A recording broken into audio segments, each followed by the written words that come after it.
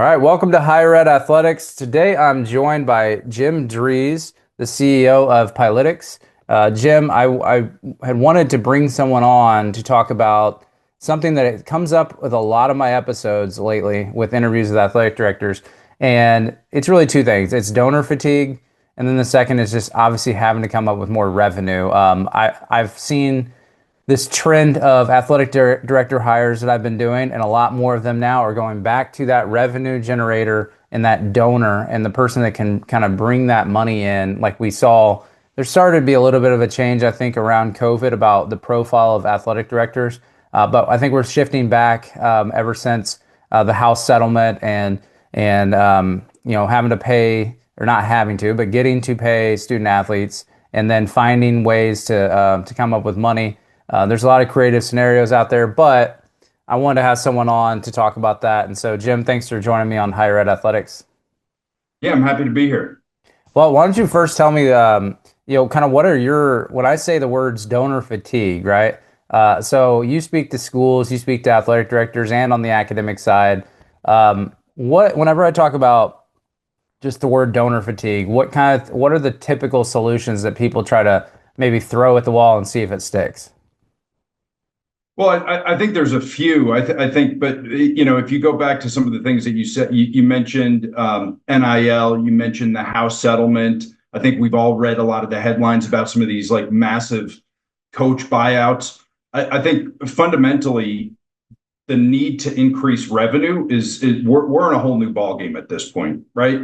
And so I think one of the things that this industry is really sort of getting to the getting to a point of just saying business as usual just isn't going to get it done, right? And when I talk about business as usual, like when there's a financial hurdle that historically organizations have had to overcome, you see things like we're going to reduce some of our costs. Maybe we're going to hire a whole bunch of fundraisers or ticket sales people. Like where we are right now, again, we're not going to cut our way out of this, right? We're talking about it.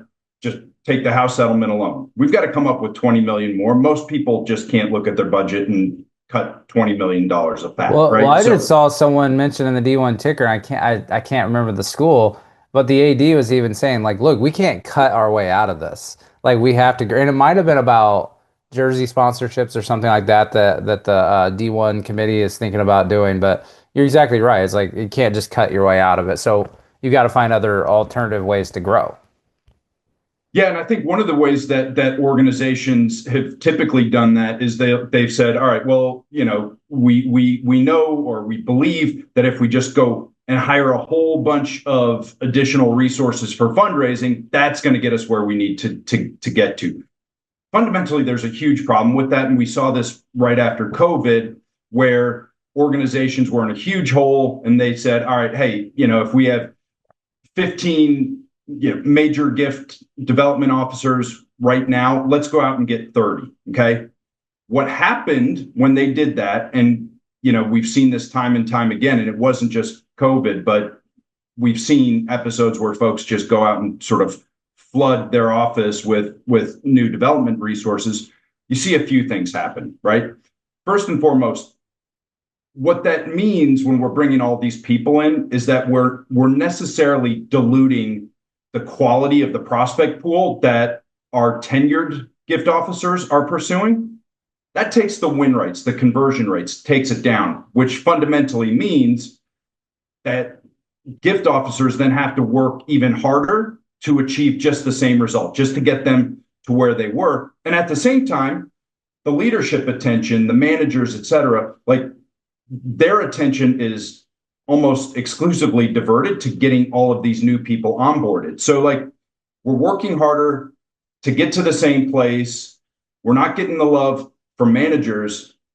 Then the next thing you tend to see a lot of turnover in the ranks of development officers. So effectively what you're doing when you just, sort of bring in all of these new development resources is that you end up just replacing good tenured people with brand new folks. And so that actually, in a lot of cases, takes us further away from our fundraising goals. So like, that's one of the things I always sort of try to caution people. Hey, it's not just as simple as is throwing more bodies at it. So whenever they hire more people, like I'm used to like the schools I went at, a lot of the athletic fundraisers were also part of the university's foundation, right? And that was kind of like the approach is if they're a foundation person, we can plug and play. And so they might say, this person from the foundation could go be an athletic fundraiser now. And that yeah, some of those people for different projects, they might be the same person, but when we say we're hiring more, is it as simple as like they're going out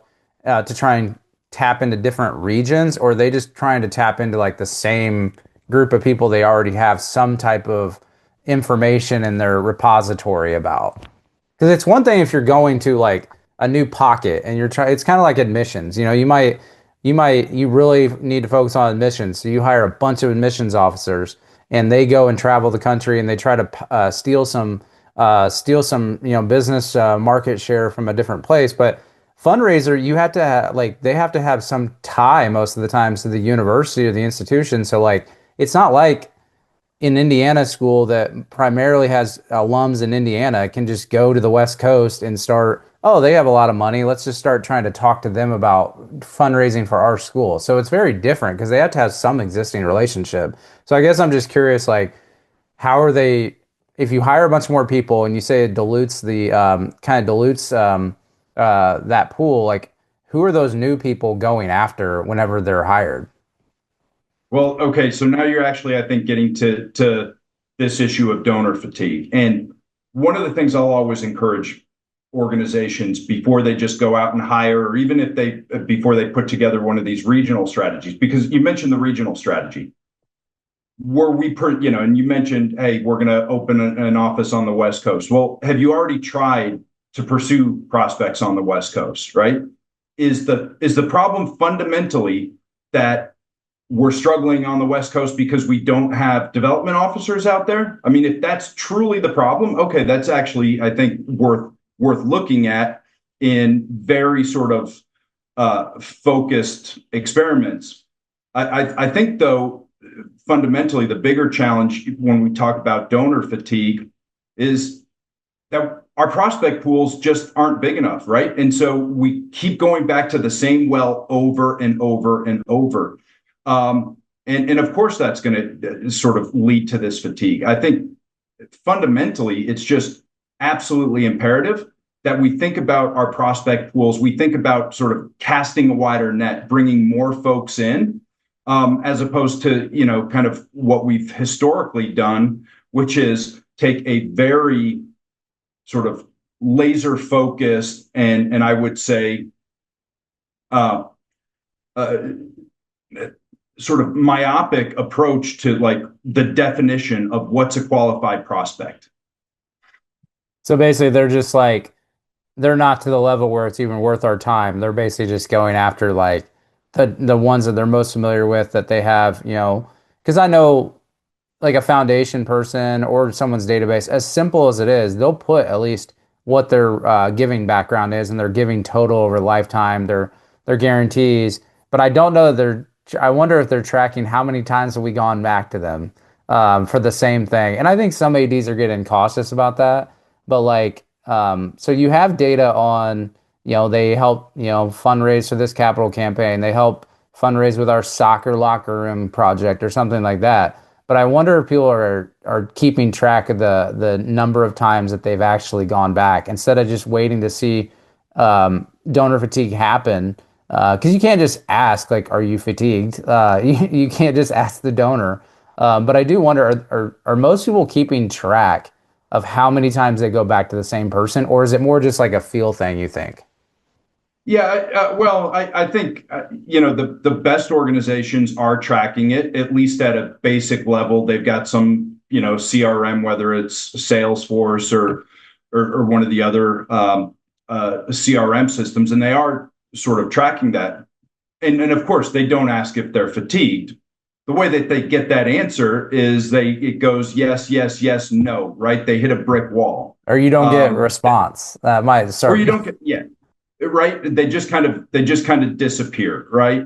And I think you know I read this article last week, and it said, it was like an academic sort of article, and the idea it was to show like what's the profile of a great donor, and it used a couple of schools, and it said something like 95% of the donors have a degree from the school and they're wealth rated at like 5 or 10 million bucks or something like that. Okay, and the conclusion was, therefore we have to go after more of these folks. Okay, like, great, thanks.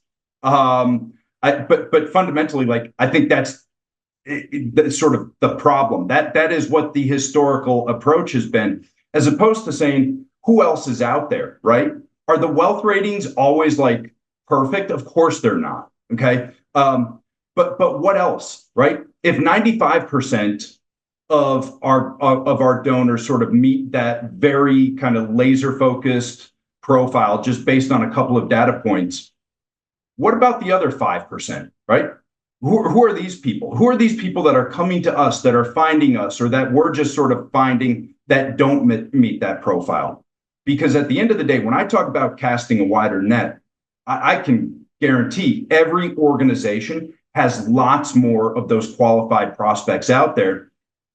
It's a data challenge for sure to find them, but it's also a mindset challenge. Like, we have to sort of, I think, as an industry, get out of this rut where we're just going back to the same well and saying, hey, we know what a qualified, major gift prospect looks like, because fundamentally they look like that because that's all we've been really going after for the past 10, 20, 30 plus years. Yeah, and you're only going to have so many Virginia Techs that their board is willing to just sign off on what was like 50 to 70 million dollars being invested to the athletic department. That's going to also, I imagine, uh, kind of come with some demands that you also increase fundraising, because you're not going to see very many schools commit. I mean, you might see a few that commit to, hey, we're just going to give you this money so that you can compete. You're going to have to try and come up with new strategies to become to increase fundraising. And then I also look at just this past week, IU football beat Oregon. Great. I've been watching IU football for 20 plus years. I have not missed a game, and I went through a lot of 2-win seasons as a fan. And it was interesting because Mark Cuban finally came out and admitted that he decided this year to donate, and he wouldn't say how much, and the athletic department's not going to say so much.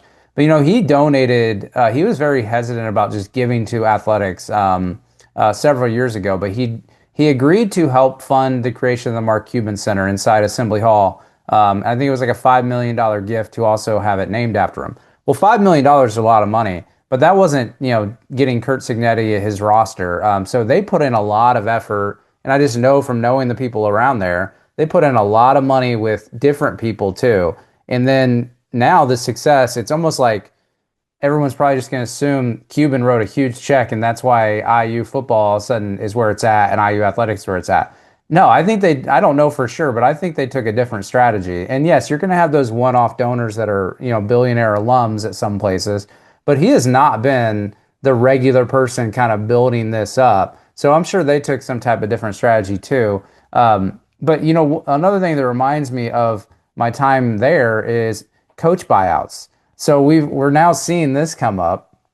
I remember that there was a lot of news about if they were gonna, fire Tom Allen or they were gonna fire Archie Miller from basketball. Well, donors had to come up with some of that money, and that was before the House settlement. Now we see a lot. I don't think we've ever seen this many coaches at the power or the group of five level of football get fired in October or before. We had our first ones in September. The most recent one is James Franklin at Penn State. And yes, they'll probably chip away at that buyout maybe. They'll be offsetting language if he goes, takes another job somewhere. But there is a reason why they say, being a fired coach is like the best job in the world because you get that buyout money. But it's just, we talk about strain on fundraising.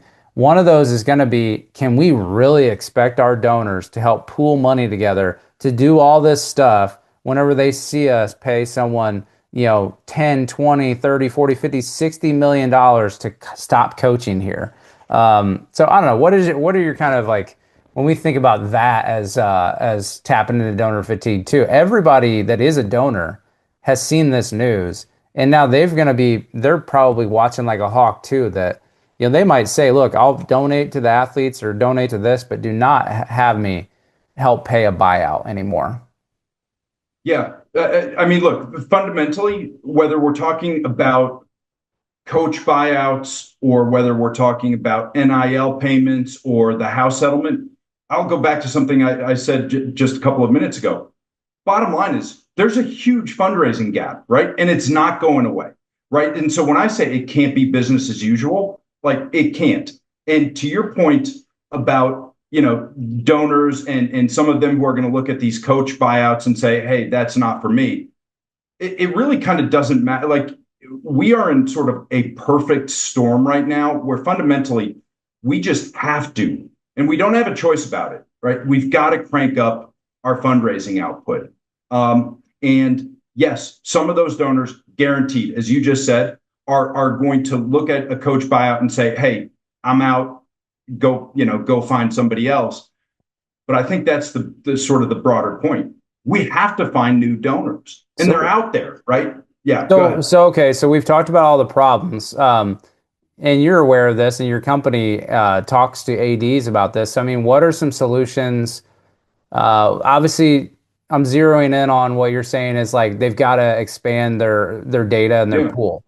So what does that look like? I mean, just tell me like if when you're seeing a successful attempt at doing what you're talking about, what's it look like? Because a lot of the people that listen to this are either current or future ADs, and they're going to want to know, okay, what are some success stories or case studies that whether it's a client you work with or just someone from the industry about what did they do right to kind of tackle this type of problem? Well, I think one of the things that every organization, when we're talking about expanding the donor universe, there's nothing magical here, really. It's just sort of rethinking that definition. Before, I said something. Every organization has some percentage of people who don't meet that profile, right? Of like they graduated and they're wealth rated above certain. Okay, what is it about these people? Okay, and when we talk about expanding the donorverse, I think the first thing that we have to do is start with our definitions. Okay, what's a qualified donor? Again, in the past, we just said they've got a lot of money. Okay, I would actually shift that definition to say, yes, they're able, although that's kind of a moving target of, what are they able to donate? But they're able to donate and they're interested in donating. Okay, so every school has tons of data on huge contact databases, 500,000, 1,000,000, 2 million, more in some of the really big school cases. How can we sort of understand not only who's able, but who's interested? Okay, let's start to look and learn from what are the behaviors of people who are interested in donating. So sort of reverse engineering. Um, are they going to our games, right? Like if you've got a 50 or 60,000 seat football stadium, there are a lot of people in there every Saturday afternoon who have spent a lot of money with the football team, just in tickets, in F&B, in upgrades and suites and premium products, all of this. But nobody's ever spoken to them, right? But they're coming week after week, win, lose, okay? They're engaging online. They're opening our emails. They're clicking them. In some cases, they're even going to like really high value pages on an athletic department's website. How do I give to XYZ University, right? More often than not, we're not touching these people, right? We just put them sort of in an endless email loop. There's not a lot of targeted communications. We're just There's happy they're no, showing up. yeah, we're happy they're showing up and giving their money, right? But at the end of the day, a lot of these folks fundamentally, if you bring them into the fold and treat them like a legitimate donation prospect, you absolutely can even if they've never donated, sort of an annual fund type of level gift, in a lot of cases, these people, if you just start the conversations, you can get them on the donor journey and producing major gifts.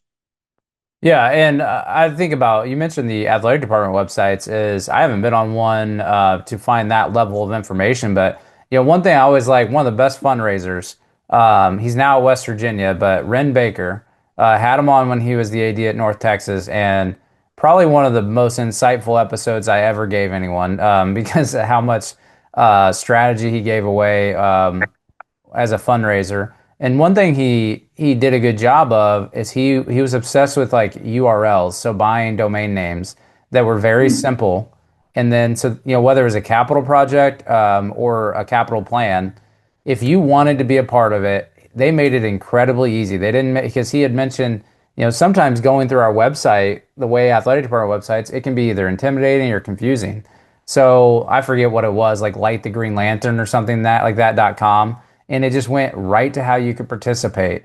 And he wanted to remove all the barriers. And when you're saying that, it also makes me wonder if people listening to this should also look at their own website and do one, is our website too confusing? And then two, how can we make it even simpler for someone like the donor that you're talking about, or not even necessarily the donor, the fan that you're talking about, the consumer of our product? How can we make it even easier? And then how can we also kind of track some data on them? Not in like a big brother way, but like a way to get them in that donor pool. And so that's just something that maybe I'm thinking about is like when you say that is how can we remove the barriers for those type of people that are clicking on our emails, they're clicking on our website and Yep. make it as simple as possible so that we can then get them in the funnel and get them really to, it sounds like you're also kind of crossing in the line of how good is your customer service? How good are you treating these people so that not only once you find them, you also can kind of establish that relationship because they're going to know when you reach out that, oh, they're going to maybe try to, it's kind of like going to church and like, you get asked that one, Sunday to like, we're really trying to do this campaign. And, some of you, I know you can't give, but we're just, praying that maybe you can. Like that type of customer service of athletics. I also think like removing the barrier of the website, catching data, like it kind of spills into customer service, in my opinion, so that you can actually have the data, the rich data that you're talking about. Is that anything you've seen, or like what do you think about when I say all that about the website? Yeah, well, from a customer service standpoint, I think a lot of schools are doing a really good job of just setting up premium spaces and club spaces and season ticket special benefits for season ticket members, that type of thing. But when you talk about sort of getting rich data, this is where I always call timeout and say, every school that I've ever talked to is sitting on a mountain of like really powerful, rich data. And for a lot of different reasons, they're just not harnessing it. Okay. And let's just give a few examples. Yeah. Everybody's got ticketing systems. Okay. Those ticketing systems on the back end, they're tracking all sorts of information, not just who buys and how much they've spent. We can see, are they forwarding it? Are there people out there who are buying tickets on the secondary market? Like they buy ticket every Saturday morning, an hour before kickoff, and they're paying like 5 times premium or the face value, right? We've got digital marketing systems. We're always emailing. Okay, that there's a ton of data in that, and we can call it Big Brother or not, but whoever you're using, and there's a few that are sort of used pretty predominantly throughout college athletics. We can see who it's sent to, who's opening it, who's forwarding it, who's opening it multiple times. So think about this. You send out an email that says, and I'll use your example, hey, big win this week, Indiana beat Oregon, celebrate, however we want to put that. There tend to be calls to action in those, hey, buy tickets for the next game, or something that alludes to giving to IU athletics or whomever the school we're talking about, right? Who's clicking on that? Okay. Who is sending that, forwarding that to their spouse, and then we're seeing another click. They're going back to certain pages on the website. So now, like, we've got a pretty robust profile. Unfortunately, at most schools, these really rich data points are all sort of living in different silos. And Mm. yes, it is, historically, it's been a task to sort of integrate this data and try to make any sense out of it. But at the end of the day, like, even if we're not, going out and in fact, I would never encourage, rarely would I ever encourage anybody to, go out and buy all sorts of really expensive data pens. Right there with the data, the information that most athletic departments have, there is a rich profile that will allow us to sort of increase our prospect pool of people who are able to write a really big check, donation check, but also interested in doing so. So the other thing I'd be thinking about is you mentioned silos of like data. What about silos of people? Because a lot of things you just said, the ticketing staff might be doing. And a lot of people outsource their ticketing on, maybe the university does it instead of the athletic department, or this one of these third party where, they kind of transplant people into these athletic departments. But then you also have your foundation or your fundraising staff. I just Yeah. wonder, are we missing a bunch of this because the communication of people, and then also turnover of people that, they're going to go. I mean, I worked in athletic departments for 10 plus years. I wasn't one of these people because I stayed in Indiana, but like a lot of times you're going for a couple years and then you're leaving, trying to get, a little bit higher rank and trying a different level of athletics. And you're losing people so much, not necessarily because they didn't like the experience, but that's what we've kind of bought into as like if you want to be an AD one day or you want to be a deputy.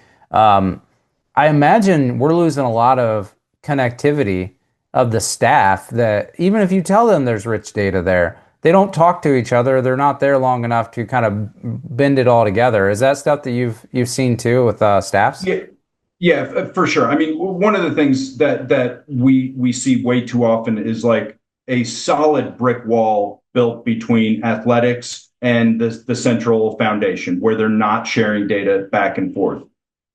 Between the two of these organizations, the central foundation or athletics, who's got the richer data set tends to be athletics. Okay. Especially when we're talking about casting a wider net and bringing and increasing the size of our prospect pools. And again, I'll just go back to this point. Even if we're sort of a small mid-major basketball only type of operation, there's still thousands of people who are going to our events over the course of a season. Again, they're spending money, they're engaging online, this type of thing. But yeah, fundamentally, if we can sort of break down these walls between the central advancement team and the athletics, I think again that there's only more information there, Well, and more rich data. Go ahead. yeah, and I agree about that. Everyone's got the data. Someone listening to this might not think they do. I'll tell you what, 3 weeks ago, I went to a D2 football game. Okay. At the Yeah. gate, there was people there to take tickets, but you had to buy your ticket online. I went to a high school football game about a month ago. Same Yes. thing. Buy it ahead of time or you got to buy it there. And you are putting in your information. And we've gotten so used to it. So like it's not like I wasn't gonna I don't think anyone didn't go to the game because they're asked to pay with a debit card, And so like, but that's data. So even if you think you're not getting data, the person listening to this might not think that their school is collecting it because they might just not be used to being in that area.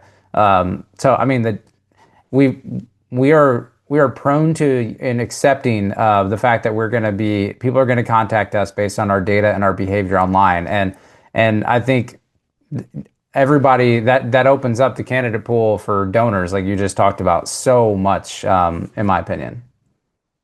Yeah, it certainly does. And I want to go back to something that you said, silos of different prospect profiles. Hmm. I think the hardest thing to sort of wrap our heads around in this whole thing is, yeah, we can certainly look at those prospects in silos. The challenge, though, with sort of donor interest levels is that they're always ebbing and flowing, right? Hmm. And the way to really, I think, start to think about how do we increase the productivity of every member of our team is we've got to sort of figure out where people are in their sort of, yes, ability, we've got to check that box, but then the interest levels, right? And that's constantly ebbing and flowing. And we have to start conversations when interest levels are on the rise and getting towards a peak where we know we can convert them into major gift donors. And I tend to talk about major gift donors because, again, when we're staring down the barrel of a $20 million hit from the House settlement, potentially multiples of that with NIL funds that need to be raised from somewhere, and then some of these other things that we've talked about, like we need to put a big focus on increasing major gift output. We need more prospects coming into the pipelines, but we need to get through them, right? We need to, and there's a few sort of metrics that I encourage everybody to kind of think about. Like I'm never going to turn, in most cases, an athletic director into a data scientist or a data engineer or anything like that. It's not their job. They've got a million other jobs. But putting them in a position where they can ask the folks on their team, like some questions related to like productivity metrics. I think as an industry, forever, we've been thinking about activity metrics. Okay, how many visits are we doing every month? How many calls are we making? How many proposals are we submitting? That type of thing. And I'm not ever going to like just blanket discount those metrics, but those are activity. We've got to start thinking about productivity. How can we get more production out of our teams? Whether whether you've got 2 fundraisers or you've got 200. We need to get every one of them more productive if we're going to hit these like huge numbers that everybody's sort of confronting right now. No, that's great. I totally agree. The other thing I'm thinking about when you're talking about this is, if someone's going through a buyout, we mentioned buyouts a couple of times, but say they're just Yep. losing. Say like, Virginia Tech's just losing.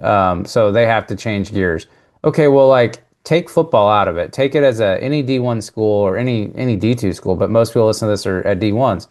If they're just losing, it's got to be even harder to get fundraisers and donors. But I would say the kind of upside here is with the transfer portal and really with all types of jersey patches are going to be coming up soon. So there is this chance to like keep donors, individuals or organizations interested in a quick turnaround. It used to be, well, we're losing. Now we got to hire a new coach. So then we got to be patient. We have 2 or 3 years. I'm not going to donate like whenever we're not winning, or we're just not seeing any potential. Well, now you can turn things around so quick. And I also think some of those most committed fans might be the other people that maybe are not the major donors, but they are showing the activity that they want to be reached out to. Like for me, for example, I would not be a major donor, but like I mentioned, I haven't missed an IU football game in 20 plus years. So, Yeah. if all the thing, if things are looking bad, I'm still going to have the activity where someone might want to reach out to me. And, I'm more of I've got staying power at my level. And then, yes, maybe one day, as you get older and you get more opportunities, but I just feel like there's such this opportunity for a quick turnaround now that it really should reinforce what you've been saying about to maybe the major donors are upset with decisions, but there's still this other pocket of people that are just wanting to be kind of included and they care deeply about the institution. I think I'm not saying major donors don't care deeply about the institution, but like you're also going to find a lot of people inside that data that care and love whether they win or lose. They are probably locked on and they want to be there to help. So I imagine your strategy and what you're talking about, it hits those people too, where that just reinforces even if you're not winning, you need to be looking at this type of data that you already have.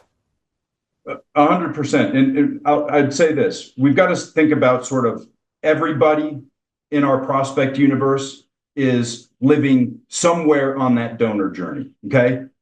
And donor journey starts with awareness. Most people that are in your contact database or contact databases, again, because they tend to be pretty siloed at a lot of places, have no awareness. Like that, it's just not even on their radar. We've got to start planting that seed at all levels, whether somebody's given multiple major gifts or has never contributed to the annual fund, right? In that profile that you just said, never missed a game in 20 years. there are a lot of people that meet that profile. Hmm. And there are a lot of people who, there's like a lot of people are sort of at that point in their careers or in their financial profile where they could just hit go right now and hit that major that write that major check. There are other people who are growing their careers, who are interested, and they will come along. And maybe coming along starts with a small gift right now. Like we've got to just maximize sort of the populations that we have at every sort of point on the donor journey. It starts with awareness. But then we've got to sort of get into interest. And interest, it's watching these behaviors. Who's engaging with us? Who's maybe spending more money with us this year than they did last year? Like there's tons and tons of signals in the data. And every organization has slight differences, but I think we've got to again expand this definition. We can't just rely on sort of the old definitions of what's a qualified prospect. There's so much space to expand that definition, and in the end, increase our fundraising output. Yeah, no, I think the last thing I want to ask you about is a lot of people that listen to this or watch this are up and comer administrators that they might not even be in this space yet, but or maybe they are. Either way, they're not the AD yet. So as we think about having to be smarter about how we use our data, how we think of our donor profiles, how we think about donor fatigue. I mean, we talked about the silos of staff and silos of data. What should the senior associate AD or the deputy AD that wants to be an AD one day, and they're going to focus heavily on their own department, but you can't change everything if you're not the leader. But when they're thinking about going into conversations to be an AD, they're going to be asked about fundraising strategy. What would you Mm-hmm. do? And so what kind of lasting parting advice would you give them when they're going into like an interview with a president or a committee or a search firm and talking about trying to speak intelligently about their strategy to finding more revenue through donations? Yeah, so this kind of takes us back to what I was talking about before, activity metrics versus productivity metrics. There's a few productivity metrics, and this gets into the nerdery a little bit, but I'll keep it kind of high level, hopefully to have it make It's okay. sense It'll make to them somebody. sound smart we just want them to sound smart when they're doing their interview. Good, great. And so when we think about productivity metrics, there's a few that I always encourage folks to think about. One, and we've spent a lot of time already talking about it, so I won't keep beating that one to death, but just expanding the donor universe. That's one place to start. Another one, and nobody talks about things like win rates or conversion rates. Okay, if historically, you've converted X percent, just say 20% of your major gift prospects, every single percent that you increase that, especially if you've got a large fundraising team, like if you go from 20% to 21%, the math on that is pretty spectacular, right? The output, the fundraising output. But in a lot of cases, for a lot of different reasons, we see things like, gift officers are just spinning their wheels. They're wasting time with the wrong prospects. So yes, we want them to win more, but we also want them to win faster. And one of the ways that we encourage teams to win faster, and so this metric, we talked about win rates. The next one we'll talk about is cycle times. Everybody talks about, winning faster. One of the ways to actually improve winning cycle times is to lose faster, right? If we're going to get a no 6 months from now or 12 months from now, we're probably better off understanding that sooner rather than later. So, certainly before we put down the athletic department's cash on 10 more lunch or dinner appointments, right? Like, not for now is a perfectly fine answer. If it gives the fundraising staff more hours in the day to actually focus on winnable proposals. Okay. And so the third metric that I'll talk about is throughput. Okay. If we're winning faster and we're losing faster, provided that we've got a sufficient number of qualified prospects just sitting on the back burner, ready to get into gift officer portfolios. Like we can get a lot more through the pipeline, so to speak, year in and year out, right? And if we do that, we're winning faster. Like again, faster cycle times on both the wins and the losses. We're winning a higher percentage of the proposals that we submit and getting more of them through.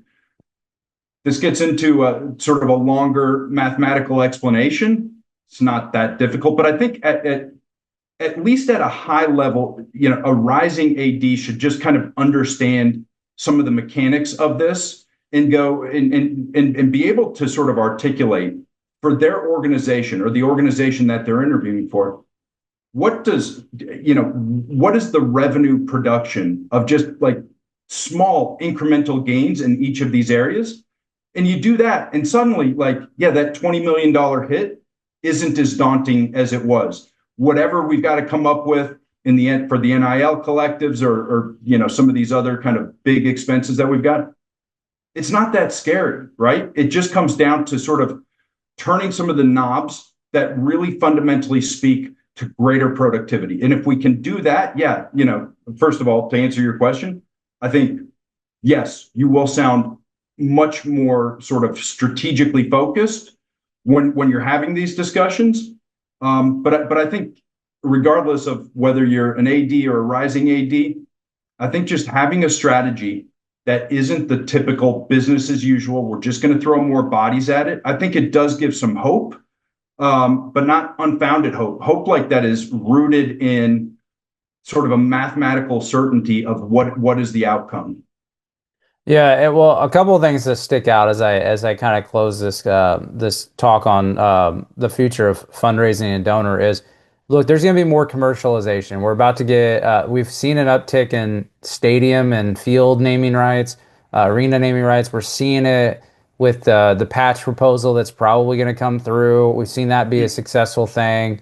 Who knows what's next? I don't think it's ever going to look like NASCAR cars running out there on the basketball court or anything, but one thing's clear though is commercialization in higher education will only be accepted by the rest of the academy to a certain extent.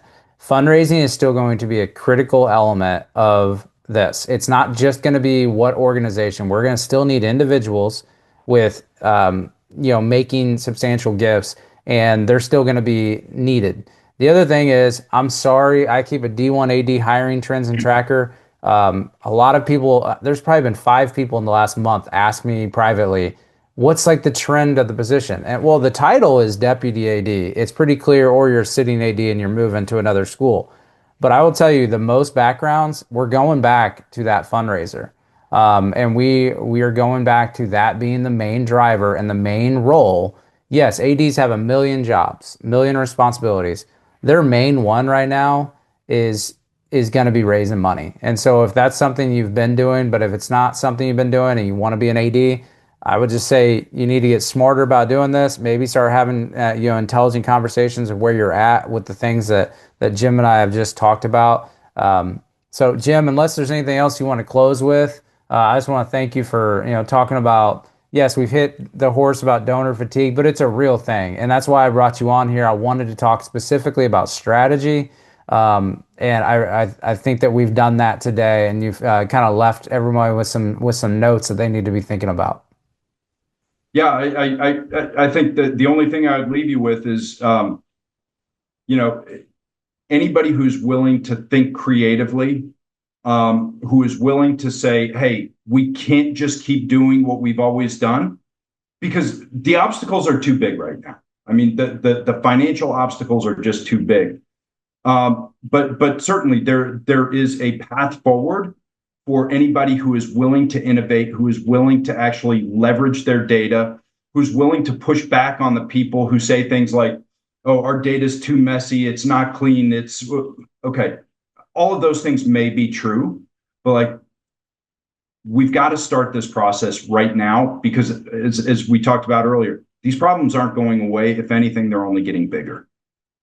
Yeah, Jim Dries, CEO, founder of PILYTIX. Thanks for joining me on Higher Ed Athletics to talk all things donor and fundraising. Thanks, Travis. Appreciate it.